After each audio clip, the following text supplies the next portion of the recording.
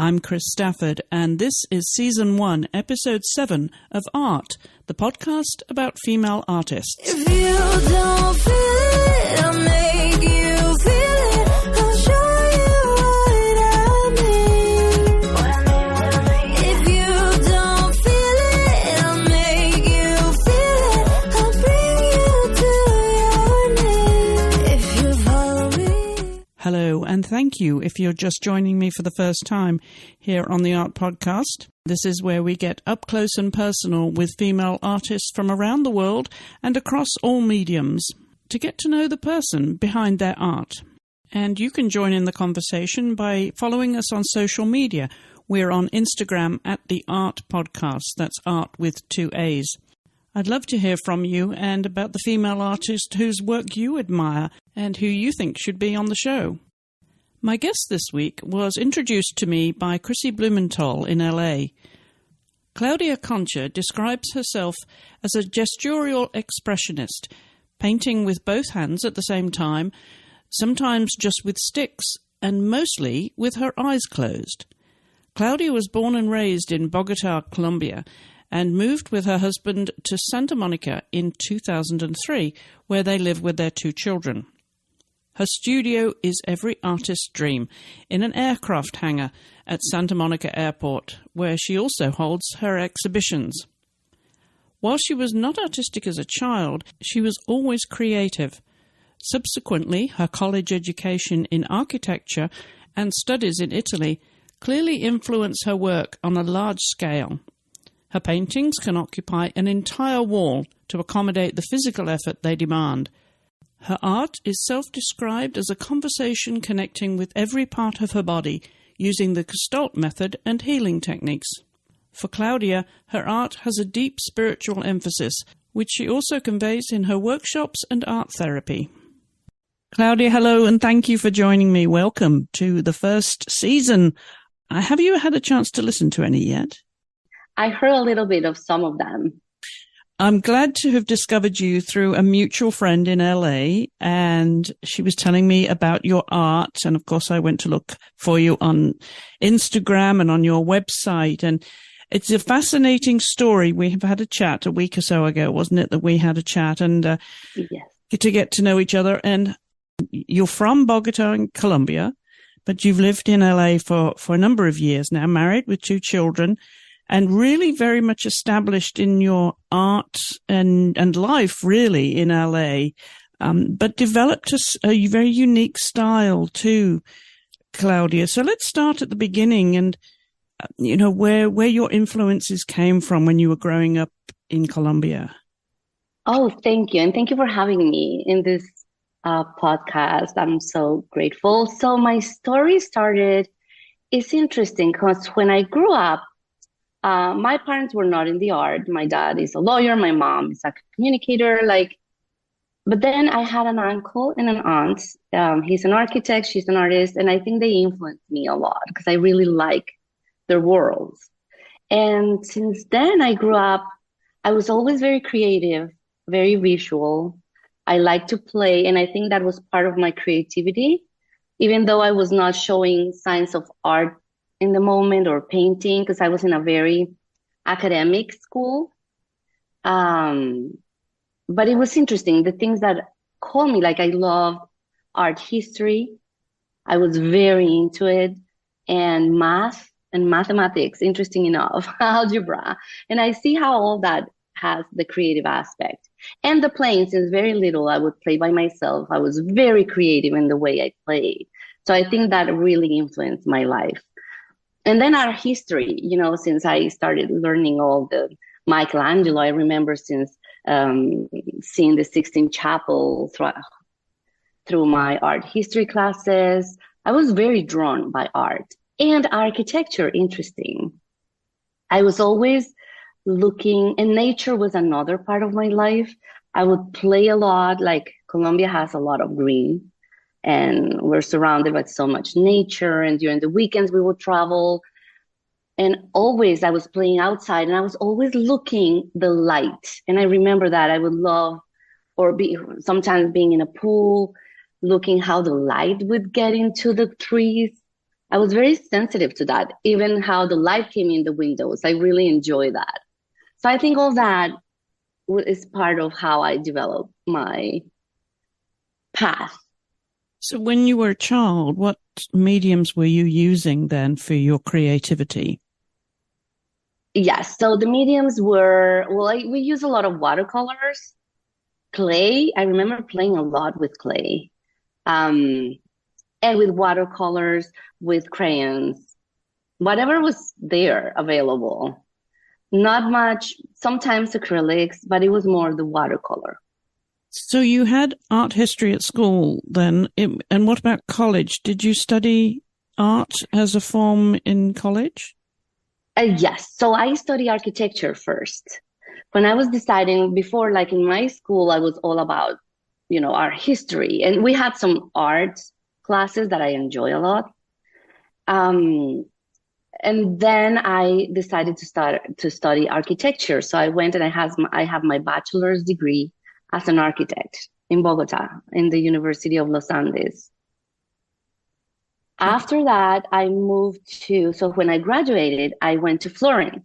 And that's where I started. I studied art and art history for a year. It was fascinating. That's where my painting, like my art started.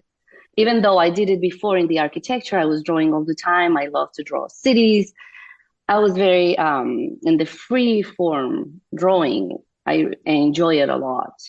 Then in Italy, I learned technique like oils, painting with models. I was in the Scuola Lorenzo dei Medici. It was such an amazing year. And that's where my career moved more towards art, even though I was doing parallel. After I came back from Italy, I joined a workshop with an artist, Rita Miranda, and it was a weekly workshop of 8 hours with women of different ages. And all the purpose was really getting into how I paint now. That's my biggest influence. And it was unlearning everything I knew as an artist and as an architect to find my own language. So I painted 8 years black and white. It was painting with the eyes closed, non-dominant hands, using a lot of automatic painting. We were talking a lot of art history as well. And I connected a lot with abstract expressionism. And I found working on paper and ink, that was like the water medium for a reason. It really calls me, and I love water. So I think it has a lot to do with it. And I started finding my own language. And my teacher even didn't let me show my work. It was very an introspective work. So from that work, I started I always like as well, one of my sisters is a psychologist, and I like psychology. I knew about Carl Jung, was someone I really was drawn to, and Freud. And I even did psychoanalysis at the same time I was doing these workshops. We talk about that with my teacher. She was the one that told me, do it, because it's a special moment. And to work both at the same time. And I started understanding how all about subconscious, unconscious, how my psyche, and how my life was very involved in my art. And that was fascinating. So as I share, all those 8 years, just black and white, were very important. The purpose of it was not getting distracted by color. So the forms and what was coming from within had the power and were not influenced by design or how to do pretty things. I learned about myself a lot and how to not please people. It was finding my voice as an artist, and it transformed my entire life, my approach to architecture, my approach to life. I'm sure there are people listening, Claudia, who would wonder how you got that ideal opportunity as a young woman to go to Italy to study art. So how did that opportunity come about? Well, it was right after. I always had this. Before that, when I was in architecture school, I did a study abroad in Scotland, in Edinburgh. So that was the first time I went to Europe. And before getting into Scotland, I traveled for a month with a friend. We went to Paris for 3 weeks. So all the traveling put me in more in direct contact with all I study and I was fascinated about. And then when we went to Greece, Switzerland, and then in Edinburgh, it was fascinating. The architecture, the culture. So there I was still studying architecture. So it was 6 months. Then when I went back to Colombia, I stayed I had that, oh my God, I want to go again. And in that time when I graduated from architecture, I started seeing France, the places I could go, and Italy was like a call. Where Michelangelo was, and all the history also I study, and it has both art and architecture. And a friend was investigating as well, and we found this in Florence, the Scuola Lorenzo dei Medici. We apply, and then my parents supported all this trip, and it was so I went there. It was a year of studying art, history of architecture, live. We would go to the museums, we would go to the buildings, and then traveling. I went with a friend that she also graduated from architecture, and we travel a lot in Europe, backpacking, and it was such an amazing life experience. What age would you have been then? That was in 1995. So the first time I was 21 when I went to Scotland, and in 1994, so I was 24 when I went to Italy. So which artists then at that time, I'd imagine European artists, were influential in it with you, and whose work that you most admired? Who was it that you were really attracted to? Were there any women? That was interesting. And there were, but I was more attracted, Leonardo da Vinci for me was wow, surprised me so much because he was beyond art. He was a creator, investigator. I really dig into his work. In that time, I was more drawn into them, and all the impressionists as well, like Van Gogh. And interesting enough, now that when you asked me about the women, I study more after the women, like the ones I told you, Elaine de Kooning and John Mitchell, Mary Abbott. It was after this process. In the beginning, I learned more, it was interesting. The classes were more focused on male artists. And that's interesting because there were many women at the time as well. So after I studied and moved back to Colombia and started this process is when I started learning more about the female artists like Elaine de Kooning and Joan Mitchell, Mary Abbott, Deborah Remington and Judith Godwin. And one woman that influenced me a lot in that time was Olga de Amaral. She's from Colombia. She worked with textiles. And I was very called to installations because I mix, architecture is my passion and art as well. So I love space and I love the mix of both. And Olga de Amaral, she works with textiles and installations. And her technique incorporates fiber, gesso, metals, and she transforms the textiles into structures, like sculptures.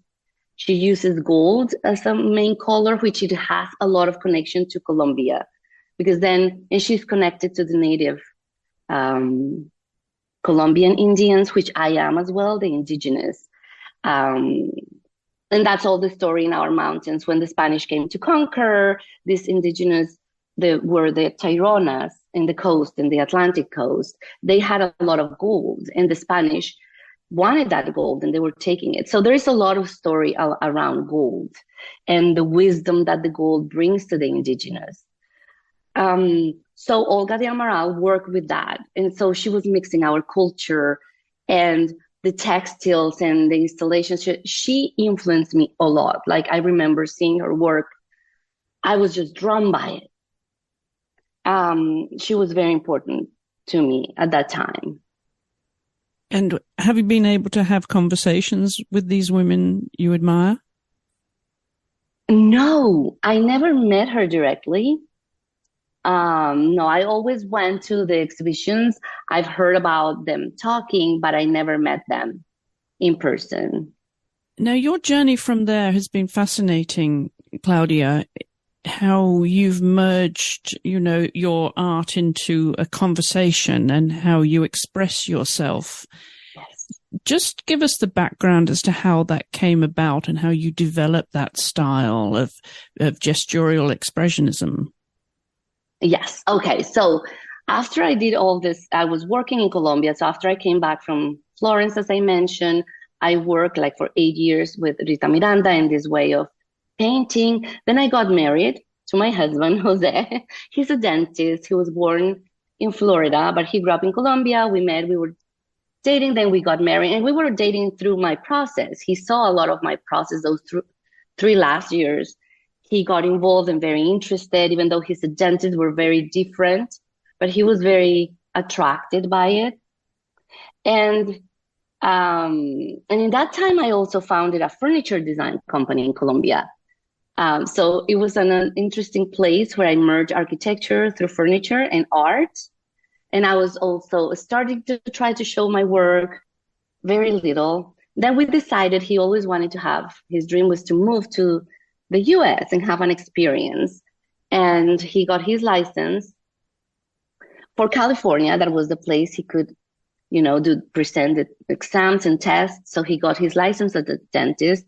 And we decided, I always liked adventure, as I mentioned before, and living outside and learning about living and having experiences with other cultures. So we decided to move to California. And it was like, where do we move? Like really with a finger, LA, because of weather. We were thinking about being long time, and I like tropical. The weather is important for me, and it's the biggest city. So we just like we said, we were thinking San Francisco or Los Angeles. So we moved to LA, but it was like an adventure, having nothing. He had 2 friends, dentist friends here, and we connected to them, and we just sold everything. Our family supported us. His family and my family stay in Colombia, and we just moved here. And a month after he found a job, and I got pregnant, so our life changed. And making the story short, after in 2012, we moved in 2003, and I continued to paint. So I focused on painting. I worked a little bit on my furniture still. And then I started focusing on painting. And in my house, my daughter was born. Then I had my son. Always where we lived in my garage, I had my art studio. And I was working, I was showing friends and the people I started to get to know. And in 2011, I joined this master's on spiritual psychology. Because I always knew, and the colors, this is another part of the story, I was painting black and white only. When I moved here is where I was starting to add colors. And I started working just with one color at the time, really. So the color I knew had purpose. And I continued to evolve my art, more adding now the color. Then I joined this master's in spiritual psychology, which was so inspiring because it has all the psychology and the spirituality that was so important for me since I grew up. I was always very spiritual as a child. My family was not religious. I had it in me. I always investigated since a child. I was very interested about India, Buddhism, many, many cultures. So the master was helpful because another aspect of my art on those 8 years, I knew a lot of information was coming. I was painting and I knew information was in my paintings, but I couldn't access that. In that time, there was another painter that was sometimes seeing my art, and he would talk about me just by seeing it. And I was intrigued by how he could see that. He was very accurate. So I always knew that. And then the master's on spiritual psychology helped me a lot, like moving to a new level, my art, because through a technique named Gestalt, I learned about it in that, how you can create conversation with your body, with your life, with your memories, with your dreams. So that merged into my art. I was like, this is how I can access the information I knew was there. So I created, as a graduating project, this conversations with my body. And it was a project. And then I started seeing how my art has been very gestural. And so conversations with my body was a project where I gave a voice to each part of my body. And that was interesting because before this, I would work just an intention of being present in whatever emotion, whatever was present. I would give a voice to it with the eyes closed and non-dominant hand. Now I brought more an intention of, okay, I'm giving a voice to my feet, to my knees, to the right knee, to the left knee, my legs. It was a very fascinating experience. I created, it was like 13 pieces. And the best part of it, I was so excited when I was doing it. And I was thinking, oh, I'm creating my masterpieces. And what happened was the opposite. I didn't like them. And it was a shock. I was, what happened? And then I remember my teacher, Rita Miranda, who always said, if you don't like a piece, like really hate it, don't throw it away because it may have information you don't want to access, maybe.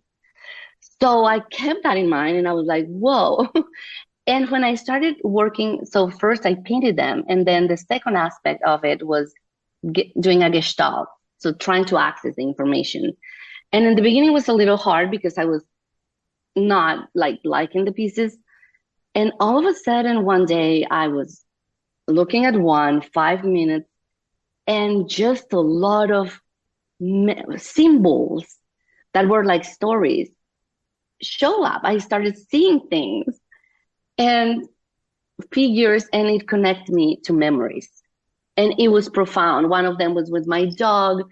The other one was with my horses. I used to horseback ride, and how when I stopped horseback riding, what the impact it had in me. It became like a healing of memories process. It was fascinating. And I will record it as much as possible. That I wrote it about it, and I created this book named Gestural Art, where all this process is. And in that moment, I realized how I could share this with others, because it was very healing and very awakening for me. And that's where, so that's where my workshops started. So I started doing, after that, I started practicing workshops, sharing this work. Yes. So tell us what size and what format you were painting in, because on your website, these are all very large pieces, aren't they? And yes. I'm wondering if that was always the case, or you just grew bigger as your art evolved. And what about the medium? Yeah, so that was the case. So since I started the workshops, even in Italy, they were pretty good size when I was painting oils and people, right? We had models. All were already minimum of 36 by 48 canvases. So, and I like big because I like movement. When I paint, I always incorporated my entire body, not just the separation of the hand and sitting. For me, that was hard. I was always involved, big gestures. That's why impressionists, I like them a lot, like all those strokes. So that's why I needed usually big formats. So in Italy, I was working oil and canvas. Then in Colombia, I was working with a lot of paper and ink. So those 8 years, I worked a lot of paper and ink on paper, and they were also big and very fast. I was working very fast to not control. So the idea is doing gestures, and the ink helped because it's that medium is just delightful. It really got me. And painting with the eyes closed and gestures and knowing when to stop. So it was fast. Then opening the eyes and see this surprise, these forms that surprised me, the strength, the different lines. I was working with different materials like wood sticks I will add everything. So I would do very little lines. I was just following my rhythm, or big brushes, all the Chinese ink brushes, like that was delightful. Then I started using acrylics. I kind of moved out of the oils. In that time, I was feeling, I don't know, the water base pulled me. So I started using oil pastels mixing with acrylic, black acrylics. That was another thing, because I like a lot drawing. So these drawings were, the paintings had a lot of drawing. Then when I started moving into color, it was canvas and still big formats and acrylic. So I like the water-based materials.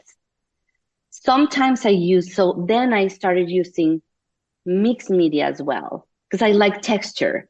Sometimes I would use paper like collage and sand and mix it with the painting, and trying to create like the three-dimensional, but always with the eyes closed. So it's more like the feeling and sensations that it gives into my hands and how my body moves. I usually paint or on the wall or on the floor to incorporate my body. So you always have your eyes closed then, no matter what you do now? And in the beginning, because that was a training, this has been like almost 30 years. So I like to close, because what happens with the eyes closed is moving out of the ego and the mind and the control, and is surrendering control, the same as the left hand. I like to start in that way, so I get attuned within. And when I open the eyes, I notice it's like a dance. Many times I open the eyes to choose the colors, and then it's when I'm painting, the breathing is a very important aspect. It helps to connect within. And then I start my gestures. And sometimes I open the eyes, but I'm not necessarily looking what my hands are doing. So when I allow that flow, sometimes my paintings can be done in 15 minutes, an amazing piece. And sometimes I can be working for days and days when I get caught. Like when the eye gets caught or controlled, there is something about, the more I open the eyes, the harder it becomes the flow. And I notice that. So many times it's just a sense. I know when I'm controlling and when I'm not. And when I feel I'm controlling a lot, I close my eyes again. And then I involve my two hands. I paint a lot with the two hands. But the left hand, what it does, in studying about it and in mindfulness, they talk about it, it helps you connect to the right side of the brain. And the right side of the brain is creativity. So it's an interesting journey around that. And then how the brain balances. Because I know and I'm aware a lot of things happen chemically inside the body and inside my body when painting. And I've been seeing this happening also in my workshops. Because what happened in the workshops is I merge both spiritual psychology and this way of painting with automatic painting. So it's accessing information almost at the level of the cell. I feel it with this technique and working intentions. And you mentioned there you can complete a piece in some 15 minutes. Sometimes. Yeah. Now, but sometimes, not always. Right. So I'm wondering how long you can maintain those sessions when you go into your studio to paint with your eyes closed, because it's a very meditative state that you're in, isn't it? So yes. Typically, how long would your sessions be, Claudia? So I can paint for hours, and that's where it's interesting. But it depends on the moment and on the day. Sometimes there's a lot of noise and distraction, but when I feel I become one with my painting. And when I'm in that state, it's like I'm so present. But it's so present in what I'm doing that the noise, nothing distracts, which is a meditation. And I can last long periods, but I think that has been a training of years of doing this and painting in this way. So that's why in the beginning it was very fast. The gestures were very fast, so I was not controlling. So I would paint many pieces in a session, a lot. Nowadays, because of all the practice, I have layers and with acrylics. So those layers I paint over and over. And sometimes I have 3 or 4 pieces at the same time.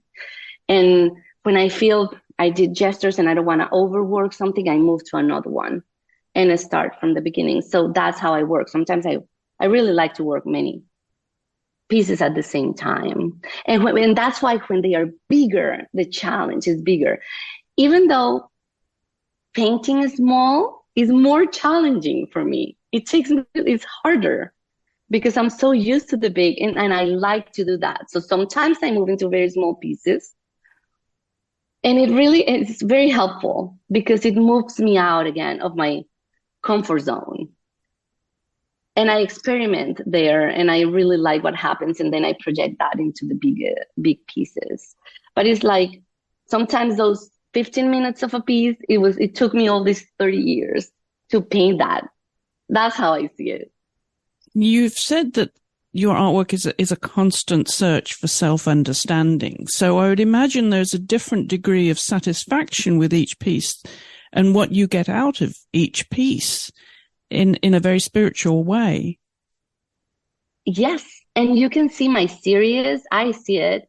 It depends on where I am and what I'm working on. And I'm very aware that if I do it even intentionally or non-intentionally, is where I am in my life and inside of me that it comes present. So it depends, and I can see that. And sometimes even the colors I choose, everything I do in these conversations with my body became very clear that I allow my body to dictate the colors. So I ask, and sometimes, and that's part of my workshops, is how, depending on the intention, where are you in your body? And when I paint is where I am present. And that guides the colors. And it's interesting because some people and many of these artists that I'm very inspired about talk about how they, like John Mitchell, talk about how she would bring her landscapes into the painting, but not mirroring them, but painting more what they left inside of her. And I feel in that way, with a difference that I don't intend to paint figures. I don't think about the horses or the landscapes. I just connect with it, and whatever is present inside of me comes out. And then I see, after I paint, is where I see a landscape. This talks to me about a landscape, or I see horses, or just the forms when they are very free or they are tangled. So I start to see how when there are sometimes that I flow, that I feel so balanced, sometimes I'm more tangled, and that shows in my work. And that's where I start to learn about myself, and I let all that out. And that's the interesting part about it. So that's why they evolve, the colors change according to my present moment. I was going to ask that, if there is a preferred time of day that is more productive for you and more spiritual, and where you can really adjust to the moment once you step inside the studio. You know, it's interesting. I really like to paint at night, but I'm very good. I like both. Because my life, what happened with my studio and my art as well is it allowed me to have my family life. I'm very free in my time. When my kids were little, it was very nice. I would be present with them, drop them off in their school, and then go and have that space and that quiet. So Mondays for me were the best days because it was, oh my God, I'm back in my studio, have this time. But then when they were more like babies and I had my studio in my garage, nights were the best time because everything was quiet. Everything was complete and accomplished. And I was able to really go deep, like that quiet, no noise. Even the world is sleeping, so it's a nice time. And sometimes I do that when I have presentations, commissions, big works that I work a day, then I go back at night when everything is complete in the house. And few artists work at night as well. Oh, it's a very productive time. I like both. I like the day as well. It's fun and happy, and the night is very deep as well. And as an architect, all my career, I was working very late and not sleeping and all those. So I got that. also from that time. So I'm good at working at night as well. And you like to paint in silence too, you've said. Yes. That's preferred, and you might have listened to meditations or get you into that state. Yes.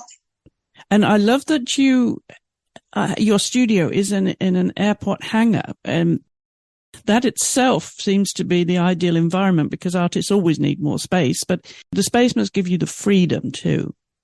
Oh, yes. And my studio is huge. It's like the biggest. So I have a lot of space. I can host my workshops there, and I paint. I have an area to hang my work as well. Yeah, it's expansive.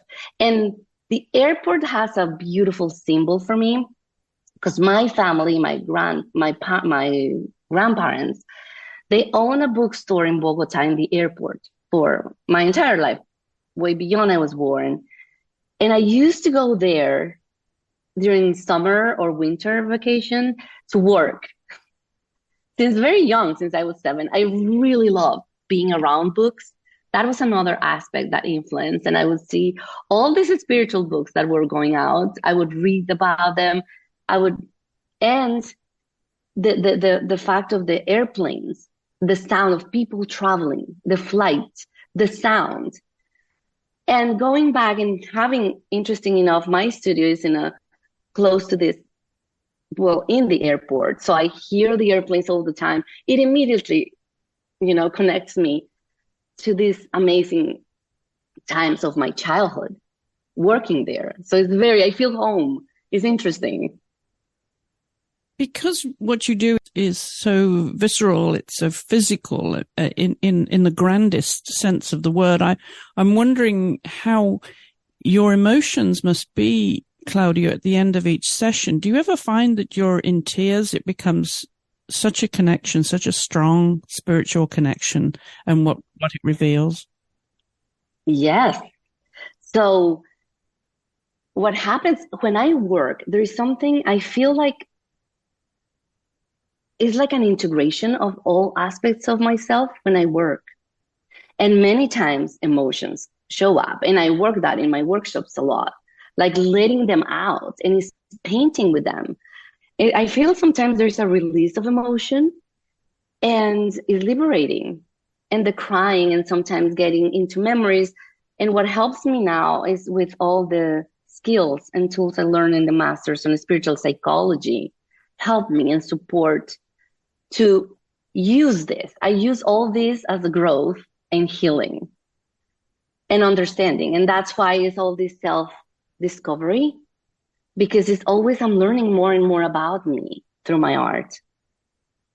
And I get in touch with memory. Sometimes I'm not even aware of what memory is, just something comes out. Sometimes there's so much deep loving or deep feelings that I don't know what I cannot describe in words. Is touching that gap of between feelings and emotions that is not articulated, but it shows up in the forms, in the abstract. And tears come, and I just allow all that to happen. With my teacher in Colombia, sometimes we used to work even with sounds, like inner sounds, sometimes it's a scream, and following the gesture with the noise and the sound. And sometimes what I do, I learned this technique in the Masters on Spiritual Psychology named freeform writing. And I like to start sometimes when I feel I'm charged. And I do that a lot in the workshops, is writing for 5 minutes or even 20 minutes. The freeform writing is writing whatever is present without rereading. It's like throw up of emotions, whatever you don't reread is just a release, and then burning it. In my studio, I shred it and take it out. It's like a release of energy, negativity. It's like an outlet. Because sometimes there is a lot present, a lot of information, so I can release whatever, even a hard morning. And then a lot of things can be released in that. It's like an emptying a vase that is full of things. So then I feel more empty, and I can work and get more balance and start just painting. So where do you feel the most satisfaction in your art then? Is that's, I know it's a very big question, but can you narrow it down to things that you take away from each piece that are most satisfactory? Other elements of it? Well, the most satisfactory is doing it. In the times I stopped painting, it became like a need. When I don't paint, I notice how it affects me. It's when people are very into exercise and they feel in their bodies when they stop. Is this the most satisfactory part is doing it. Then when a piece, there are sometimes that I see pieces that for a reason just fulfill me, like, whoa, this. And I tend to have a lot of those in my house. Like they connect me to something, like they surprise me. And then all the other aspects is when I get tangled and even I struggle with the painting because it's a reflection back to life. It's a mirror. And how I struggle and then no, and then it gets terrible. I don't want to see it then. And finally it comes together. That moment is delightful. Is that satisfaction? It's the same as when I used to do furniture design and when I show and people would see them and get super, when they were getting them or buying them and the happiness, that fulfills me. And the same way when I show the work and people get in touch with it and connect to it, that's another moment of a lot of satisfaction. And growth and getting to know my people, talk about my work. And even just people that not necessarily art critiques or just the people when they see and what they see and how they share and how they get in touch to parts of themselves, all that aspect as well is fulfilling. So what do you like to hear about your art when you listen to others privately? Well, yes, I like to hear the stories of what they see or when they get impacted. Oh, and they just stare at the painting and then they share what they like about it. Either the colors, like when they get drawn by the art, inspired by it. And the stories they see. Many times I had the experience of people coming in and they would say, oh, I see a wedding here. I see judgment. And I was, where do you see that? I was not even seeing that. So how it becomes a story. And then that opened up my own story. I was, oh, now I see what you're seeing. That aspect as well is fascinating. It really, I like to hear that. And I show my work to my kids a lot. And they have very different opinions. I really like how they talk about it, as well as my husband. And he sees things and he gets also drawn. Sometimes he's, oh my God, I want that piece. I need it for my office. So that it's interesting how our collective, I can come from my own world, but this collective consciousness that we all share, that fulfills me, just seeing how the art impacts. And to me, yes, when I finish, it's different, each piece and the series, and I have different special connections to each one. And many times I don't even remember how they came together. Sometimes I do. So they become like my babies. Speaking of your babies, I know Emma and Thomas have very different interests, but did you inspire them to do art? Yeah, well, I always I try to take them to my studio a lot, and there is a balance on it. They like to go and then they don't. I see how and more when they became teenagers, they stopped going as much as little kids. But I see how it influenced my daughter that is studying now architecture, and I did architecture. So how it was not I didn't tell her, it was her own, it surprised me. So I see how the under influence goes, and we'll see with my son. He's more into sports. Even though he was in elementary school, he was a lot into arts and creativity and in writing, poetry. So we'll see. I talk to them a lot about them. Sometimes And what I like, and they are very involved because I tell them, they come to my open studios and they talk to me about what they like. I send a lot. Even my son, sometimes I ask him, do you like this piece? And he's, send it to Emma. We trust a lot on her approach and her perceptions. And yes. Now, you must have painted hundreds of pieces over the years, Claudia. So how do you measure success? What does it mean to you? Oh, that's such a great question. And I work that a lot. I measure success by doing it. When I feel successful, when I'm creating a lot. And I feel accomplished, like complete. Sometimes I struggle with the world, like in art, it's hard, like, right? Like the success tends to be measured by selling, but making money. So I even did a workshop about money through color, something like that, to make peace with that. And for me, success is beyond that. Of course, when I sell a painting and people get connected and they commission, it feels great, but that's not, and that was part of my first 8 years of work with my teacher in Colombia.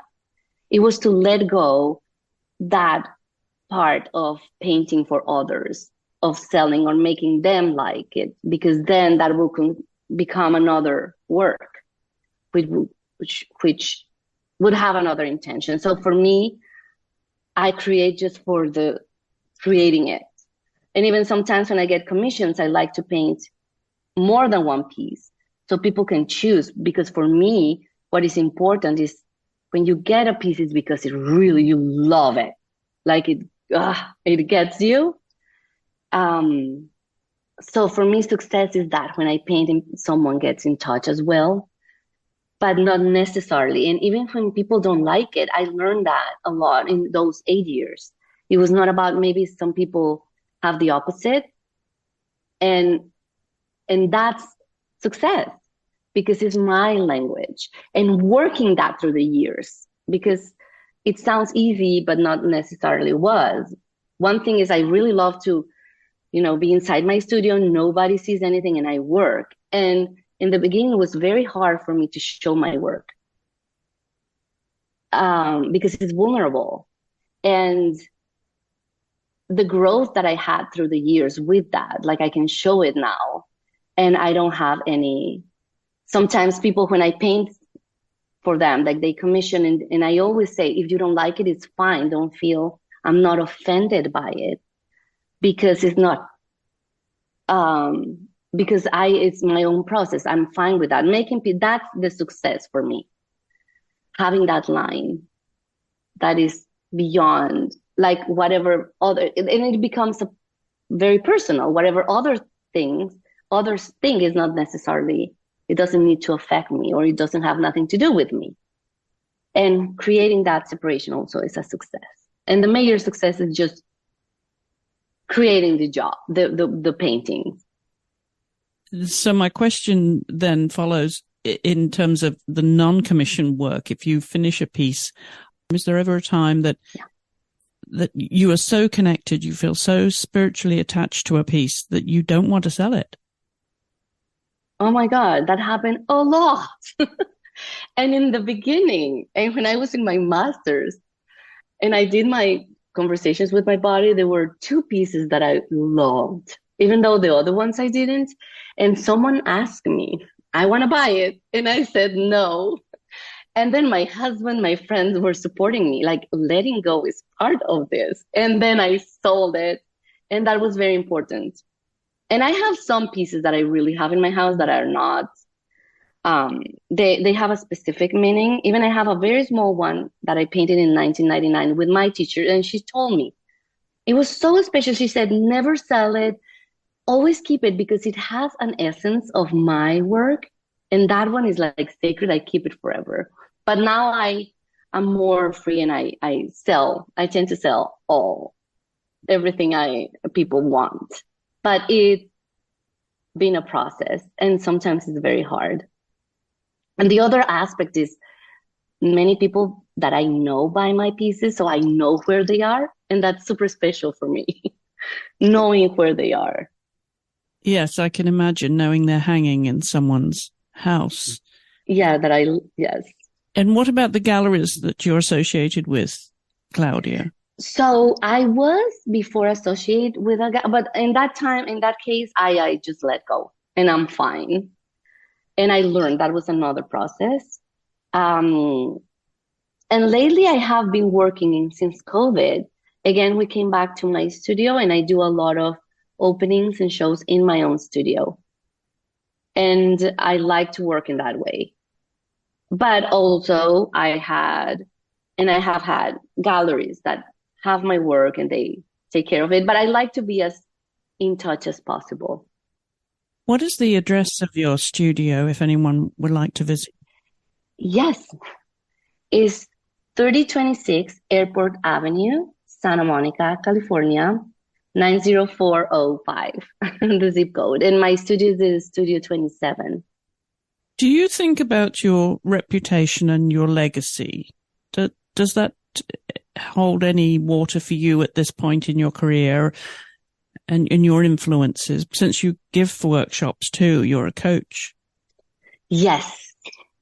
Well, the legacy, I think about it. Sometimes I even think I see my paintings and they will survive me. What is going to happen with them after? I don't know. And I think about, and it's seeing how I go to museums and get so in touch with the art and the artists and their lives. And yeah, I wonder in that way what is going to happen. And of course I have goals and dreams, and I study a lot that in the Masters on Spiritual Psychology, how those goals and intentions can be 50% real. I'm a very, I dream a lot. Like I have a lot of big dreams and I like that. And I teach that to my kids, dream big. It doesn't matter how they at the end happened. And seeing in retrospective, I see how much had happened that I dreamed as a child, but I never imagined it was going to happen in this exact form. So I work that a lot. But of course, I would like my work to continue to expand worldwide and be seen in more places. And yeah, I'm looking forward to that and see how that happens. I like social media helps that a lot and it's happening a lot. And I enjoy a lot that when people get in touch to me from everywhere and see the work and get inspired just by social media. That's another, way of impacting. Yeah. It certainly does, yes. What does 2023 look like for you then, Claudia? Is it a busy year? It's been already very busy. Usually I'm busy with workshops in the beginning of the year. And it's been busy in painting. I've been painting a lot lately and a lot of commissions, big pieces, and I'm painting bigger and bigger. And yeah, that's satisfying. That's success for me, like the painting bigger and bigger. So it's been busy. We're going to have in the art studios an open studio soon on May 13th, where all the artists including myself, we are opening our studios and showing our latest work, and it's open to the public. And I'm planning to do some workshops in Colombia, and I have some goals in showing my work there as well, because I have many friends and people that want to see there. I haven't done it in years since we moved here basically, and so that's a plan for this year. We'll see.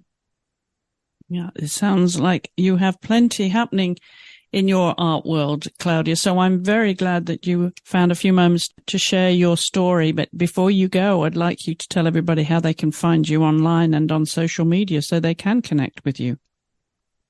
Oh, thank you. So you can find me in my website, claudiaconcha.com. That's my maiden name, claudiaconcha.com. And my Instagram is Claudia Concha Art. So you can follow me and see my work and my latest. Sometimes I post more, but you can see there my latest work as well. And the workshops as well in my website. And there you will find the information, how to contact me, my email, in case you want to schedule workshops. I do one-on-ones or groups, so you can get in touch with me as well. Wonderful. Well, thank you so much for spending time with me, Claudia, and sharing your story. I really have enjoyed it. Thank you, Chris. Thank you for giving me this opportunity. And don't forget, you can join in the conversation too on our social media. On Instagram, we're at the AART Podcast. That's the art with 2 A's. Do tell me who you would like to hear from on the show. I'll be back next week when my guest will be Sarah Sedgwick.